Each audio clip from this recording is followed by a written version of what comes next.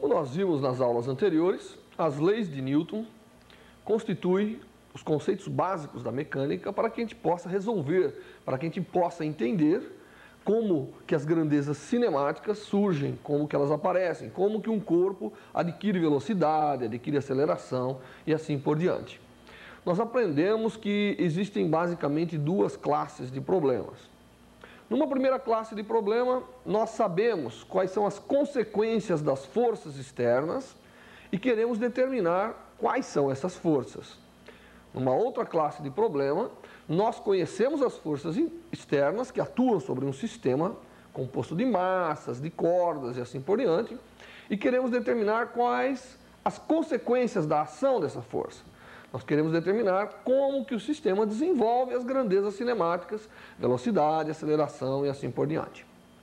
Muito bem, hoje nós vamos começar com várias aplicações das leis de Newton. Nós queremos primeiro começar com um exemplo simples, envolvendo vários corpos, várias porções de massas, todas conectadas, que é um exemplo muito comum, né, em sistemas mecânicos. Depois queremos passar para forças que aparecem na natureza, como é o caso de um paraquedas caindo. São forças que dependem da velocidade, não é? Ou, em alguns casos, forças de contato, como é o caso do atrito. Então, nós queremos explorar um pouco esses conceitos na aula de hoje. Bom, vamos começar, então, considerando o seguinte problema. Vamos imaginar três massas que, em princípio, podem ter valores distintos, né? De valor M1, valor M2, valor M3. Duas delas estão sentadas em superfícies lisas e uma está verticalmente, né, sob a ação da gravidade. Essas massas estão todas conectadas por um cabo que aqui será considerado um cabo não extensível, ele não muda seu tamanho. E nós queremos determinar, evidentemente, nesse problema, se esse problema foi solto, foi deixado como representado, quais são as acelerações desenvolvidas pelas várias massas. É evidente nesse problema que a força motriz, a força que movimenta todo o sistema, é evidentemente o peso da massa 3 tentando puxá-la para baixo, né? De modo que todas essas outras massas se movimentam nessa direção. Muito bem, vamos começar o nosso problema olhando as várias massas que compõem o sistema e quais são as forças que vão causar o seu movimento. Começamos pela massa 1. O que nós temos? Nós temos que quem puxa a massa 1 é evidentemente o cabo que conecta, e um cabo, como nós vimos nas aulas anteriores, sujeito a esforços mecânicos, normalmente ele está tensionado.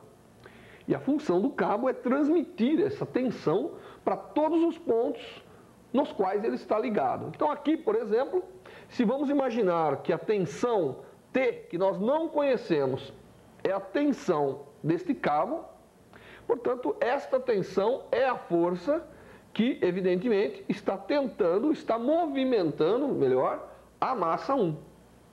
Como esse cabo é inextensível, ele transmite integralmente a força por todos os pontos que ele faz contato.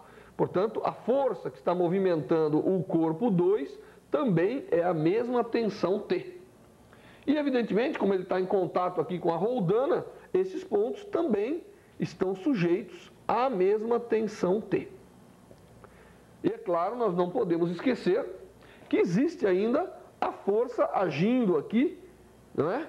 Que é a força M3G, que é o peso do corpo 3 nesse poço. E aqui ele tem liberdade para movimentar nessa direção. Então, nós podemos agora, uma vez que esquematizamos todas as forças envolvidas no problema, começar a equacioná-lo. E para equacionar o problema, nós vamos usar as leis de Newton, evidentemente. É claro que esse corpo em contato com essa superfície apresenta uma força, peso para cá e uma normal, que são perfeitamente equilibradas, porque não há movimento desses corpos nessas direções, a não ser quando ele ultrapasse a superfície. Aí, evidentemente, nós não podemos saber o que vai acontecer, mas certamente ele vai cair e a força-peso terá alguma ação nesse caso. Porém, nós estamos interessados na parte do movimento do problema enquanto os corpos estão em contato com as superfícies, como esquematizado. Vamos então equacionar o problema. Para o primeiro corpo, a tensão tem que ser igual, evidentemente, à massa desse corpo, vezes a aceleração que esse corpo vai desenvolver. Então, nós já estamos assumindo que esse corpo vai desenvolver uma aceleração que nós vamos chamar de uma aceleração A1. Já o corpo 2 vai desenvolver uma aceleração que nós vamos chamar de aceleração A2, e, evidentemente, essa aceleração é também consequência da própria tensão T. Portanto, T é também M2A2. É claro que se M1 é diferente de M2, que é uma possibilidade real aqui, A1 tem que ser diferente de A2. Portanto, as massas aqui estarão desenvolvendo um movimento com acelerações diferentes. Muito bem, e aí chegamos então no corpo 3. No corpo 3, nós temos o seu peso, portanto, M3G, vamos chamar aqui o M3 assim, né? M3G menos, através da corda que é transmitido, através da corda é transmitido ao corpo 3 duas vezes a tensão T. Portanto, nós temos que o peso M3G procura levar o corpo 3 para baixo e as tensões, evidentemente, procuram impedir esse movimento. Portanto, M3G menos 2T, porque essas duas forças estão transmitidas ao corpo 3, tem que ser igual a M3A3. E é claro que aqui nós assumimos que o corpo 3 estará desenvolvendo nessa direção uma aceleração A3. Então, nós temos aqui as três equações, né, que nos permitiram, que foram obtidas observando individualmente cada um dos corpos envolvidos no problema. Quantas incógnitas nós temos para resolver? Nós não conhecemos a aceleração A1, nós não conhecemos a aceleração A2, nós não conhecemos a aceleração A3, portanto já são três incógnitas, e nós não conhecemos a tensão na corda. Então, nós temos aqui 4 incógnitas e 3 equações. Evidentemente, fica difícil, né, de se resolver o problema nessa situação. Então, falta uma equação. Da onde advém essa equação? A equação que falta nesse problema advém do fato de que todas as massas estão conectadas. E todas as massas estão conectadas por uma corda de tamanho fixo. De tal maneira que quando esse corpo se deslocar, isso mais ou menos, porque o comprimento da corda é fixo, isso mais ou menos determina quanto que esse corpo vai se deslocar. Isso cria um vínculo entre a quantidade de deslocamento que cada corpo pode sofrer. Bom, vamos olhar aqui, vamos fixar o corpo 2 e vamos deixar o corpo 1 se movimentar no momento. Se nós fizéssemos isso, e vamos denominar de X1 o deslocamento do corpo 1, vamos denominar de X2 o deslocamento do corpo 2 e vamos denominar de X3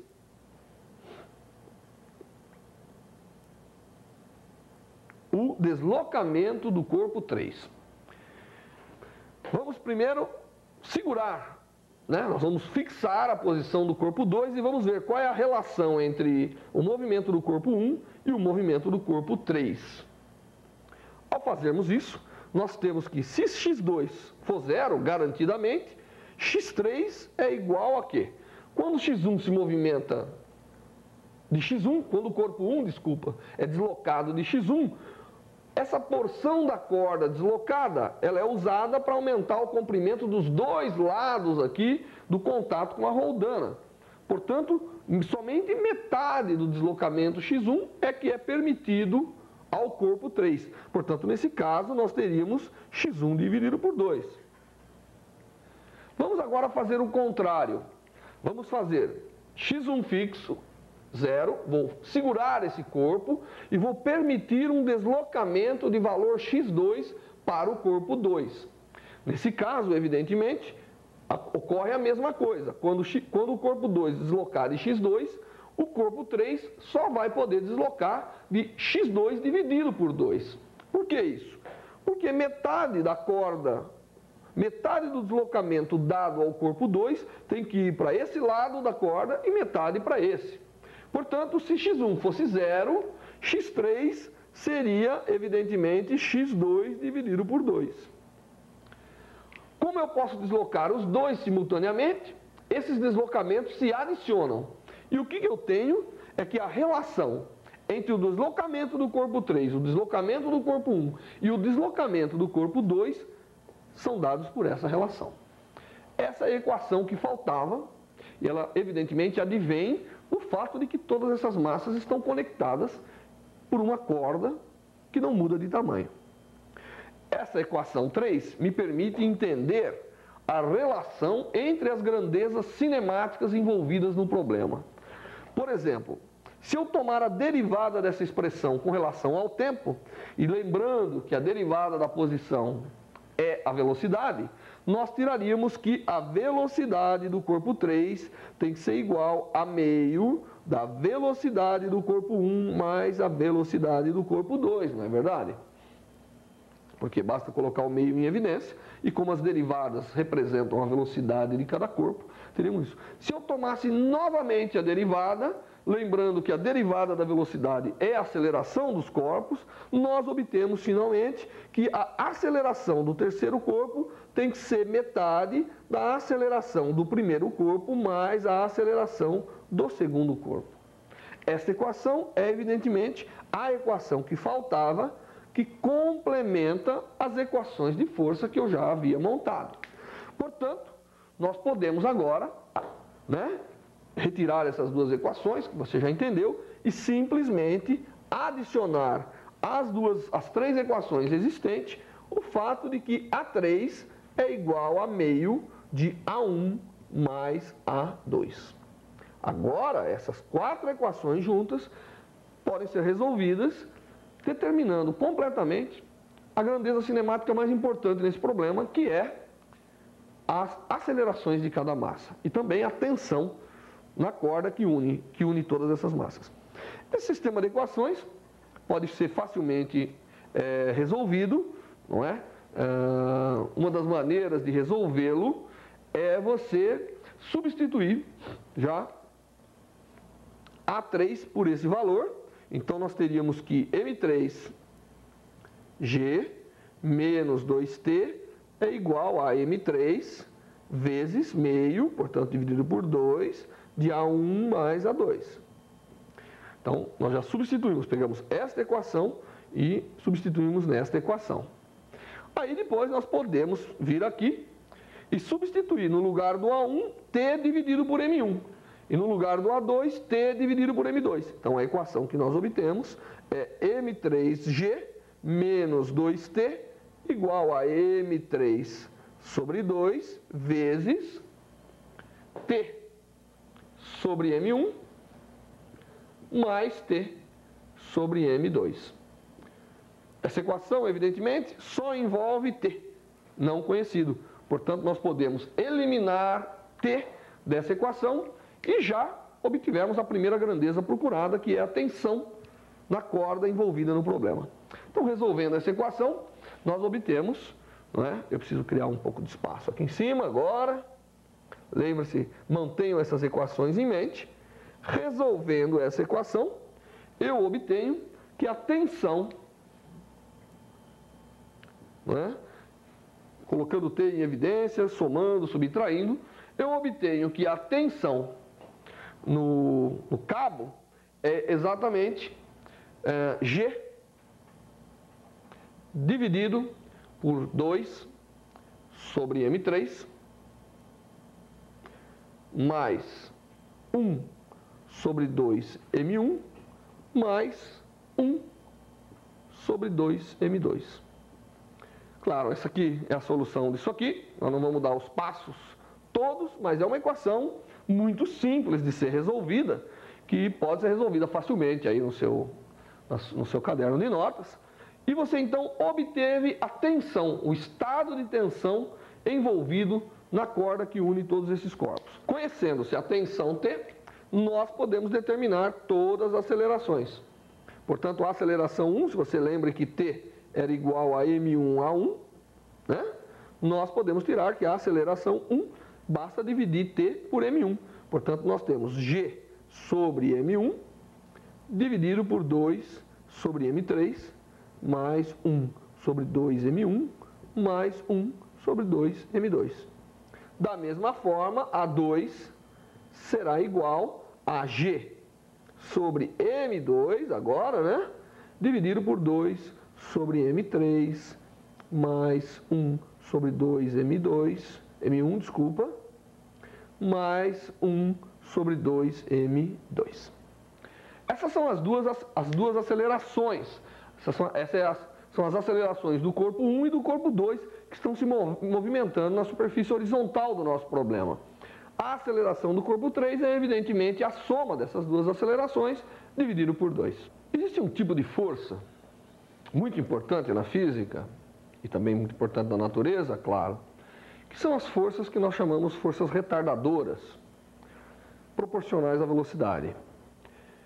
Note que quando você tenta correr num campo de areia fofa, quanto mais esforço você faz para desenvolver uma velocidade maior, parece que aumenta a resistência que o meio faz para te segurar. Essas forças são importantes e normalmente elas aparecem quando você tem um corpo querendo se deslocar no meio de um fluido. Esse fluido tem uma certa viscosidade. Esse fluido necessita de um certo esforço para ser removido, para permitir a passagem do corpo. Imagine, por exemplo, você dentro de uma piscina e você quer se deslocar dentro da piscina. Claro que à medida que você vai querendo se deslocar dentro da água, você tem que separar, você tem que remover a água daquele local que você vai passar. Isso exige um esforço. E esse esforço, normalmente, é tanto maior quanto maior a velocidade que você quer desenvolver. Isso acontece porque os fluidos, né, normalmente, têm uma propriedade que é chamada propriedade de viscosidade. Não é? E essas forças são muito importantes, porque graças a essa força, por exemplo, nós podemos ter o paraquedas. Quando o indivíduo pula de paraquedas, aparece uma força que tenta retardar, que tenta impedir que sua velocidade se desenvolva como se desenvolveria a velocidade de um corpo em queda livre sujeito à gravidade. Não é? E são essas forças que a gente quer agora atuar um pouco e tentar exemplificar como que elas variam, como que elas fazem, ou melhor, como que elas causam variação nas grandezas cinemáticas importantes, no caso a velocidade, que é a grandeza cinemática mais importante que nós temos aqui. Essas forças se manifestam de maneiras das mais distintas, não é? Vamos começar imaginando um caso de um corpo querendo se deslocar num meio e sobre ele, quanto mais rápido ele quer ir, maior é a força que se opõe ao seu movimento. Como eu disse, esse pode ser o caso de você tentando se deslocar dentro da piscina. Quanto mais rápido você quer ir, maior é a resistência, maior é a força que o meio exerce sobre o seu corpo, correto? E maior, portanto, é o esforço que você precisa desenvolver para continuar o movimento. Então, nós vamos imaginar um corpo agora, cujo formato, em princípio, não interessa, mas nós sabemos que essas forças são dependentes da forma. Quando você tenta deslocar uma bola dentro da piscina ou quando você tenta deslocar um corpo de formato pontiagudo dentro da piscina, são resistências completamente distintas. Isso mostra que, de fato, essas forças que advêm do meio, né, agindo sobre um corpo, tentando se deslocar dentro desse meio, elas dependem muito da forma. Outro exemplo é o paraquedas, né? Se você tentar fazer um paraquedas quadrado ou um paraquedas diferente das formas que a gente vê, que evidentemente o efeito será diferente. Portanto, essas forças dependem muito da forma. Normalmente são referidas como forças viscosas, essas forças. Não? E nós vamos imaginar agora o seguinte. Imagine que eu tenho aqui um meio, um determinado corpo, cujo formato, em princípio, não interessa aqui no caso. Esse corpo, ele tem uma velocidade inicial, que eu vou chamar de V0. Então, um corpo, correto? Eu dei a ele uma velocidade inicial V0. E esse corpo está se deslocando num meio, aqui existe a presença de um meio, né, que faz sobre ele uma força oposta ao seu movimento, evidentemente, essas forças do meio sobre o corpo é sempre oposta ao seu movimento. Então, isso aqui faz uma força oposta, e essa força, ela depende da velocidade. Quanto maior a velocidade do corpo, maior é a resistência, maior é a força retardadora imposta pelo meio sobre o corpo. Então, nós vamos dizer que aqui existe uma força F, que é igual a menos uma constante vezes a velocidade. Portanto, essa força é sempre oposta, em direção, ela é a mesma direção da velocidade, mas oposta em sentido. É uma força, de fato, de resistência do corpo. Então, nós vamos imaginar que, inicialmente, essa é a situação que nós queremos resolver.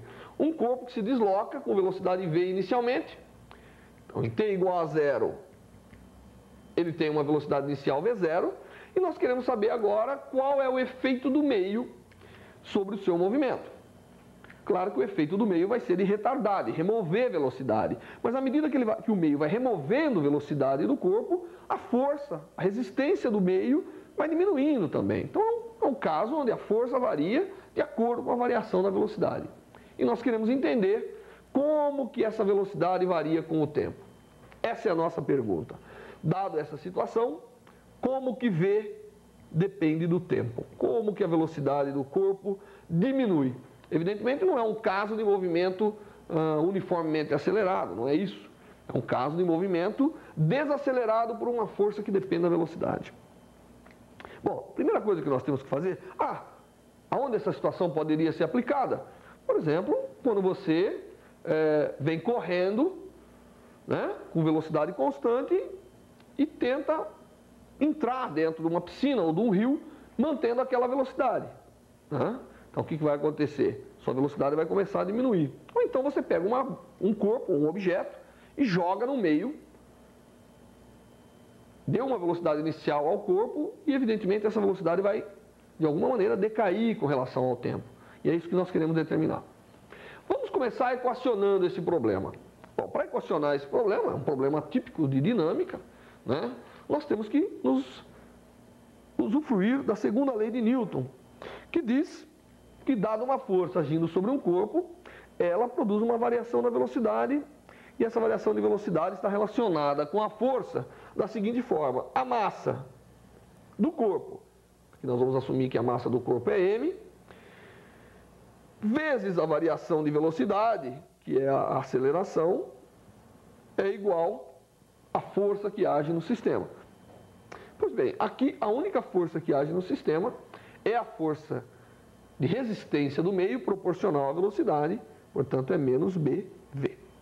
Essa é a equação de movimento para esse sistema. E se nós encontrarmos qual é a função velocidade que obedece a essa equação, nós sabemos como que a velocidade varia com o tempo. Então nós queremos resolver agora esse problema. Quero lembrar novamente que a constante b, evidentemente, é uma constante que aqui eu coloquei muito simplificadamente, mas é uma constante que deverá depender da forma, deverá depender do tipo de meio envolvido. Se você tenta correr no ar, ou se você tenta correr na água, ou se você tenta correr num campo de areia fofa, são constantes diferentes. Então ela depende do meio, depende da forma, tá certo? Mas para nós é a constante b desse problema. Bom, para resolver essa equação, nós vamos começar colocando tudo que tem velocidade de um lado da equação e tudo que tem tempo do outro lado da equação. Por que eu vou fazer isso? Porque essa é uma maneira sempre boa de resolver uma equação desse tipo. Eu quero determinar a velocidade como função do tempo, eu coloco tudo que é velocidade de um lado da equação e tudo que é tempo do outro lado da equação. Portanto, essa equação pode ser reescrita, essa equação de movimento do sistema pode ser reescrita como dv sobre v é igual a menos b sobre m dt. Então eu passei, não é? Toda a dependência da velocidade para cá e todo o tempo para lá. Agora, isso aqui na verdade me relaciona a variação de velocidade quando o tempo decorrido é um dt. Se eu quero saber a variação da velocidade num tempo maior, eu faço uma integração dessa equação. Portanto, eu vou integrar essa equação da velocidade inicial V0 até uma velocidade arbitrária V. Então, a integral de dV sobre V deve ser igual a menos B sobre M, integral de 0 a um tempo arbitrário t dt. Tá certo? Bom, como nós sabemos fazer bem integrais, nós sabemos que a integral de d alguma coisa sobre alguma coisa é o chamado logaritmo daquela coisa. Portanto, aqui, nessa primeira parte da integral, nós temos o logaritmo neperiano da velocidade v entre os pontos v0 e v. E do lado de cá, nós temos menos b sobre m, vezes a integral de 0 a t de dt, que nós sabemos que é t. Bom, estou pronto. Já descobri como que a velocidade varia.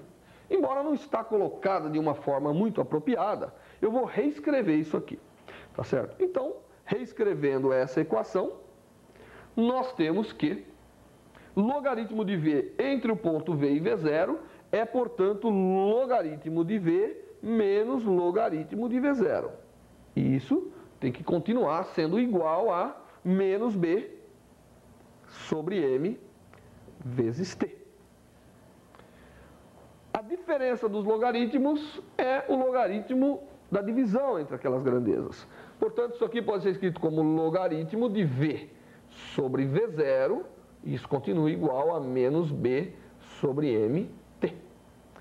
E, portanto, agora eu posso inverter o logaritmo e obter como que a velocidade v é, né, qual é o valor da velocidade v em cada instante do movimento. Então, para esse caso aqui, nós já chegamos a essa equação, eu só vou repetir essa equação aqui em cima, correto? Ou aqui embaixo, desculpe.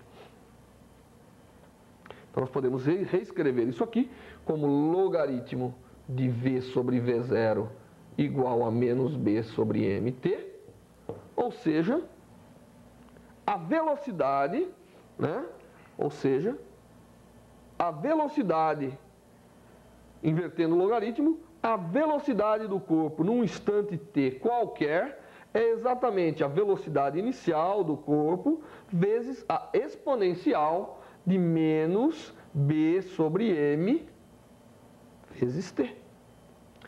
Essa é a lei de variação de velocidade quando um corpo com velocidade inicial v0 é colocado, né, dentro de um meio que é capaz de exercer sobre ele uma força retardadora proporcional à velocidade. Como que é o gráfico, né? Vamos supor que eu vou graficar essa velocidade como função do tempo, só para ver melhor como que ela varia. Em t igual a 0, ela tinha o valor v0, que nós já demos, e a partir daí ela decai exponencialmente. Então, ela é uma curva desse tipo. E você percebe que a taxa de variação de velocidade vai diminuindo à medida que a velocidade varia. Por que que é isso? Porque à medida que a velocidade varia, né, à medida que a velocidade diminui, a taxa diminui, porque a força retardadora também diminui. Bom, evidentemente, as forças retardadoras se aplicam em inúmeras situações físicas do dia a dia. E como nós vimos, o decaimento exponencial, com aquele coeficiente, com aquele expoente, desculpe, que depende de B, pode ser diferente. Então é por isso que é muito... Quando você tenta movimentar uma placa, né, uma placa de madeira grande ou pequena, correr com essa placa de madeira, você vai sentir uma resistência diferente. O que mudou nesse caso? Mudou o coeficiente B, que depende da forma, certo? Quanto maior é esse coeficiente B, mais difícil é você se movimentar naquele meio. Muito bem. Se nós tivermos, além da força retardadora proporcional à velocidade, a adição de uma força constante, como por exemplo, imagine um corpo caindo sobre a gravidade. Existe a força peso, né, que atua sobre o corpo, e existe a resistência, normalmente que é mencionada como a resistência do ar, né, ou, se for dentro de um líquido, a resistência do fluido. Então imagine você, por exemplo, mergulhando na piscina, é isso que eu quero que você imagine. Quando você mergulha na piscina, você veio, adquiriu uma certa velocidade, o seu peso continua presente, existe uma força, né, que leva você para baixo o tempo todo, E a partir do momento que você encontra a água, você começa a sentir uma força contrária e você nota nitidamente que você perde completamente a velocidade. Esse é o problema que eu quero resolver agora. Quero considerar o mesmo corpinho que eu tinha anteriormente, de massa m, né? Na presença de um meio, que é o meio que está aqui, um meio imaginário, mas na presença de uma força constante. Então nós vamos tomar um corpo na presença da gravidade. Um corpo que cai na presença da gravidade, mas ele não cai livremente. Ele tem um meio agindo sobre ele. Então faz aí na sua casa agora uma bolinha de papel. Esse é o caso que nós estamos resolvendo. Bom, nós queremos saber o que acontece com um corpo sujeito a essas condições. Também poderia ser o paraquedista, no caso, algo assim. Muito bem. Nesse caso, nós temos que escrever novamente a equação de movimento. E a equação de movimento, bom, ninguém tem dúvida que se você soltar esse corpo do repouso, ele só pode descer. A força proporcional à velocidade jamais vai fazer o corpo subir. A ação da gravidade faz com que ele desce. A ação da gravidade quer aumentar a sua velocidade e aí, à medida que ele quer mais aumentar, aparece a força tentando compensar mais e mais essa queda do corpo. Então, a nossa equação de movimento, F igual a mdv dt, toma a seguinte forma. mg, para baixo, né? Tudo que é positivo nós vamos mencionar como estando para baixo, menos bv, que é a força que se opõe à queda do objeto, é igual a m dv dt. Essa é a nova equação que representa o movimento do corpo aqui, né, representado. E nós queremos resolver essa equação, nós queremos entender como que o corpo vai desenvolver o seu movimento nesse caso. Bom, a primeira coisa que a gente vê aqui é o seguinte: como a força que está tentando levar o corpo para baixo tem sinal oposto à força que está tentando resistir ao movimento, essa força retardadora proporcional à velocidade, nós podemos atingir o ponto onde o corpo é solto, né? Também estamos assumindo que em t igual a zero, v igual a zero, né? O corpo foi solto do equilíbrio ou do repouso. Nós podemos imaginar o seguinte: a gravidade vai tentando desenvolver velocidade, aumentando a velocidade do corpo. A força retardadora vai aumentando, tentando eliminar essa força. Deve chegar um ponto onde a velocidade cresceu o suficiente para anular o peso do corpo. Quando isso acontece, não há mais variação de velocidade, como você pode ver. Não havendo mais variação de velocidade, essa força não varia mais, portanto o corpo passa nesse instante a desenvolver uma velocidade constante. Então esse é o tipo de efeito que você observa no paraquedista, né? Quando ele salta, sua velocidade vai aumentando, aí ele abre o paraquedas, a sua velocidade vai diminuindo até atingir um valor constante, valor com o qual ele chega até o solo. Essa é a chamada velocidade terminal de um corpo nessa situação física. Como que nós podemos determinar a velocidade terminal? Fácil. A velocidade terminal é aquela velocidade onde a ação do meio compensou totalmente a força-peso, aqui no caso, né? Ou uma força constante que eventualmente existisse. Então, nós temos que, nesse caso, mg menos bv é igual a zero, ou seja, essa velocidade terminal, que eu vou chamar de v terminal, é exatamente mg sobre b. Então, dado que nós temos uma força oposta ao movimento proporcional à velocidade, quando você deixa esse corpo cair nessa situação, ele varia a sua velocidade até atingir essa velocidade máxima. Depois ele para de variar essa velocidade. Tá certo? Bom, essa velocidade terminal, ela é importante, evidentemente, senão paraquedistas e assim por diante não poderiam realizar esse tipo de esporte. Mas isso é só uma coisa que nós tiramos, uma informação que nós tiramos da equação de movimento. Nós ainda não resolvemos, nós ainda não sabemos quem é V de t, que é o nosso objetivo aqui. Para saber quem é V de t, nós temos que resolver a equação da mesma forma que resolvemos anteriormente. Bom, vamos guardar aqui no lado essa informação que nós já descobrimos, que um corpo nessa situação vai desenvolver velocidade até atingir a velocidade terminal, VT, que é exatamente mg sobre b. Quanto mais pesado é o corpo, mais alta é a velocidade terminal que ele desenvolve. Quanto maior é a resistência do meio, mais baixa é a velocidade final, a velocidade terminal que ele adquire.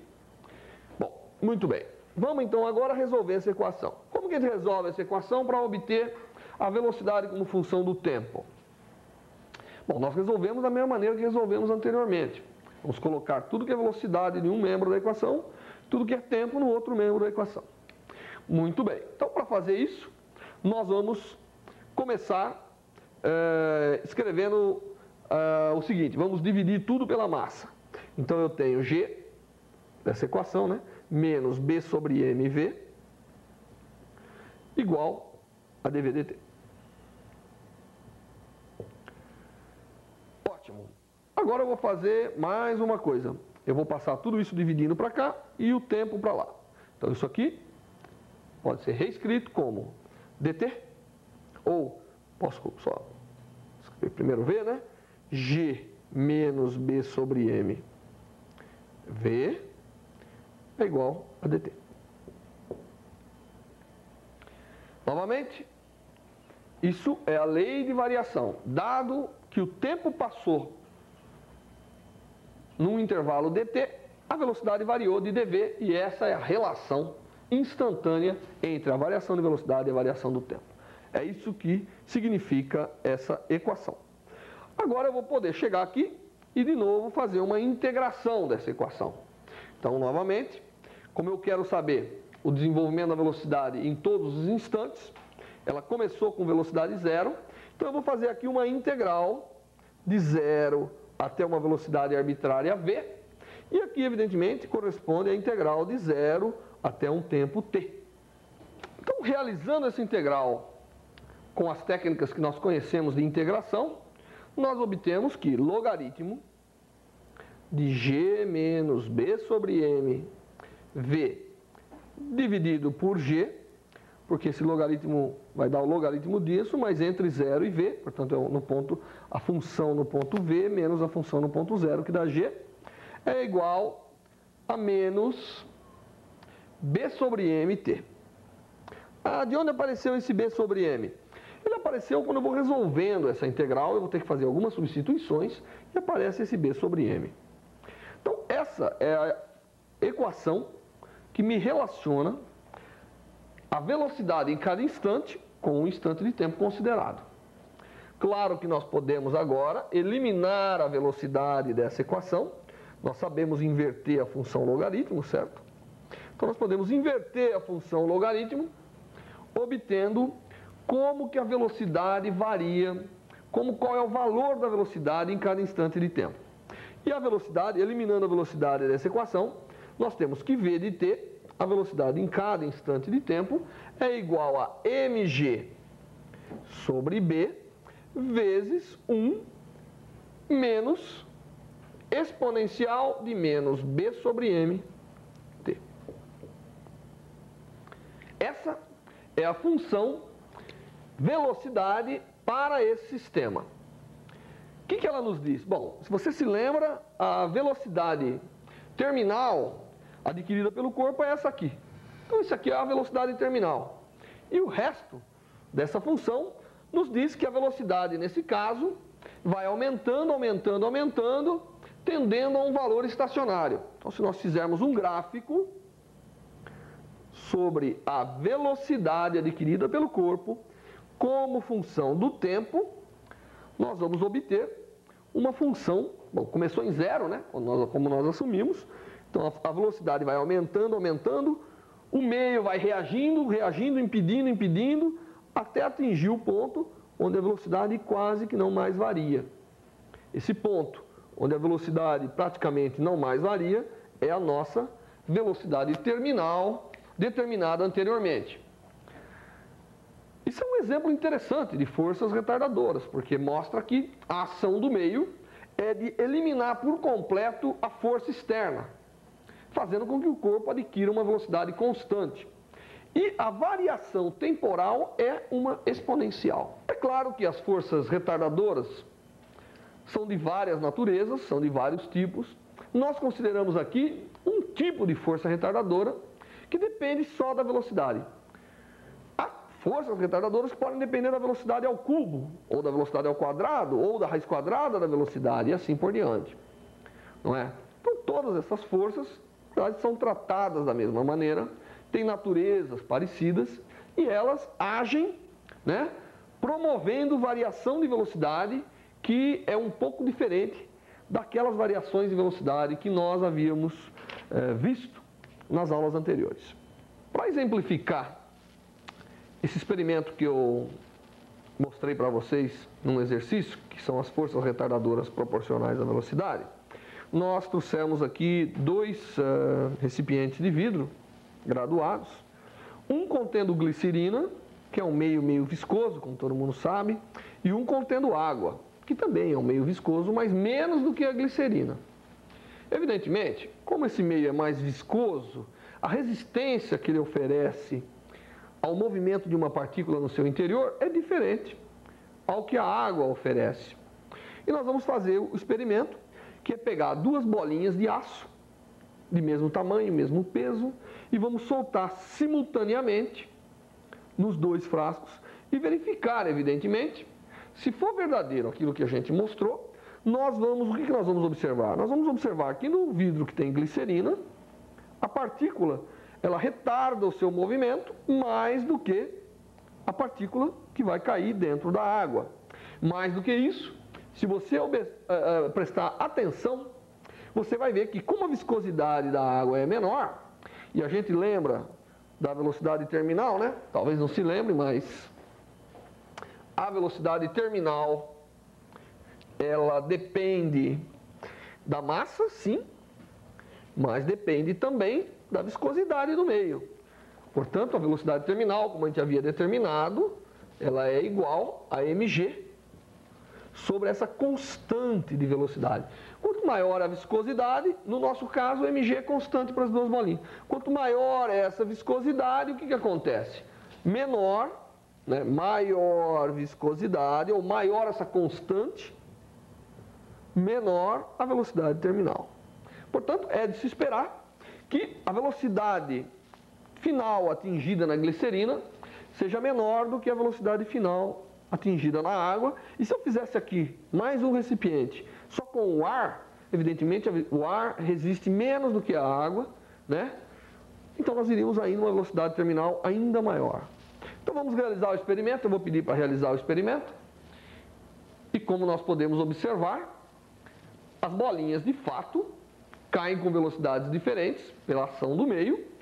E mais do que isso, o meio mais viscoso retarda mais o movimento da bolinha e também leva a bolinha a uma velocidade final menor.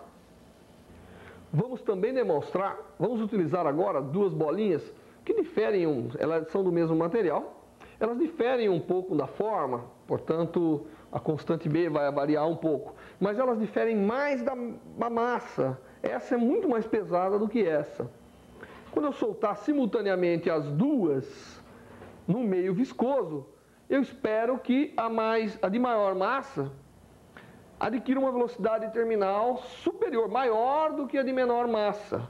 Portanto, a de maior massa deverá cair, não é? Com uma velocidade maior.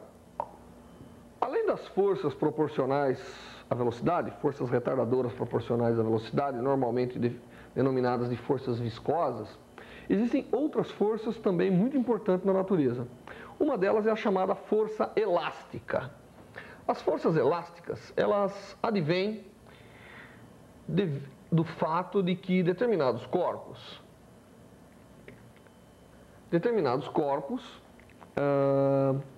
apresentam a propriedade de se deformarem e de voltarem à sua forma original. É o caso de uma mola, por exemplo. Quando você distende uma mola, você solta, ela volta ao seu comprimento original. Ou inúmeras outros objetos que a gente tem nos rodeando no dia a dia, né? Elásticos e bolas e mesas e tudo isso, elas têm essa capacidade. Quando, sob a ação de um agente externo, de uma força, elas mudam seu formato. E quando esse agente externo é removido, elas retornam à sua posição, à sua situação inicial. Essas forças normalmente são forças elásticas. E elas têm uma característica interessante. Elas produzem uma deformação no corpo proporcional à força aplicada. Então vamos imaginar que nós temos aqui uma mola que eu vou representar desta forma. Uma mola fixa em algum lugar.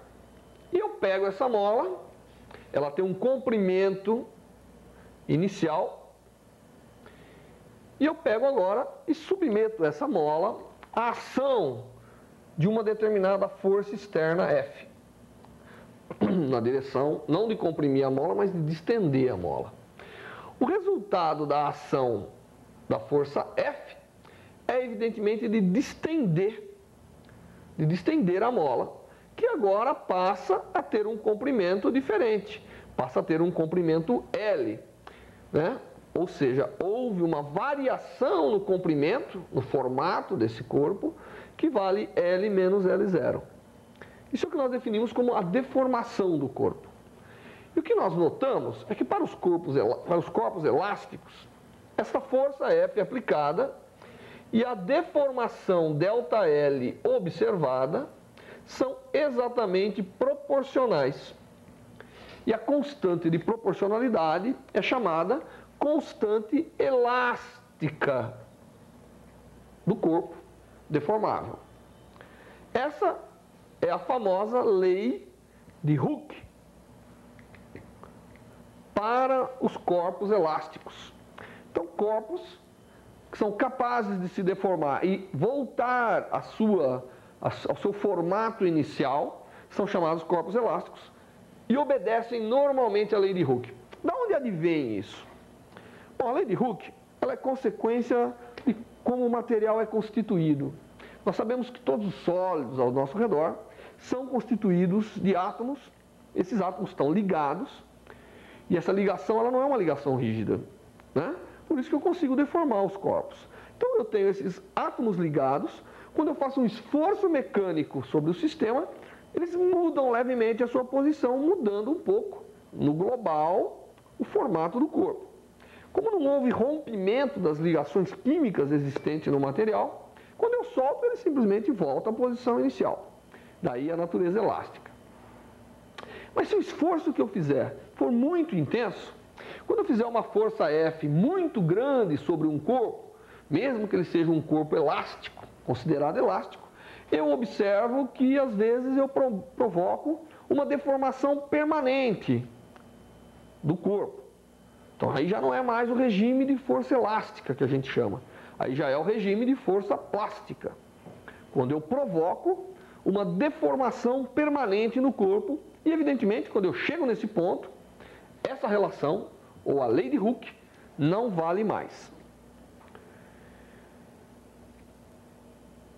Quando eu atinjo o ponto onde eu fiz um esforço sobre o corpo e ele se deformou permanentemente, que é o chamado regime plástico, eu causei a nível microscópico um movimento permanente dos átomos no interior desse objeto, desse corpo. Quando eu mudei a posição, evidentemente eu mudei a forma, né? Se você imaginar um bloco, quando eu desloco uma parte do bloco em relação a outra, e isso for feito permanentemente, o bloco mudou sua forma. Então esse é o regime plástico que a gente chama dos corpos. E que o regime plástico é um pouco mais complicado, porque cada corpo tem uma resistência à deformação diferente, ou tem um comportamento à deformação permanente diferente do outro. É mais fácil você deformar permanentemente um pedaço de chumbo ou um pedaço de estanho. Já é mais difícil você fazer o mesmo com um pedaço de aço inoxidável. Tá certo? Então, tudo isso são as características. No regime plástico, no entanto, nós caracterizamos perfeitamente o corpo através do seu coeficiente de elasticidade, o seu módulo de elasticidade, que é essa constante K, que normalmente nós utilizamos para representar as forças elásticas. As forças elásticas existem muito na natureza, né? Porque todo objeto que você submete a um esforço tem uma pequena deformação elástica. Mesmo uma placa de vidro, né? Quando você força um pouco a placa de vidro, ela deforma e volta um pouco. Se você forçar mais, ela vai arrebentar. Ela vai entrar num outro regime de deformação, que não mais é elástico. E essas forças estão muito presentes. Uma das grandes aplicações das forças elásticas é como submetida a um esforço, ela provoca uma deformação. Retirado o esforço, ela volta.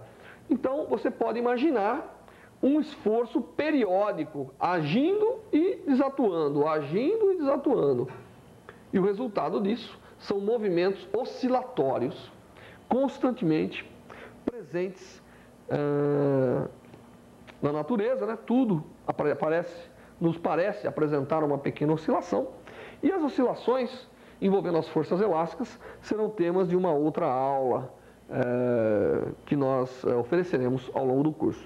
No entanto, eu gostaria de oferecer para vocês uma demonstração de que, de fato, os corpos elásticos se deformam proporcional ao esforço feito.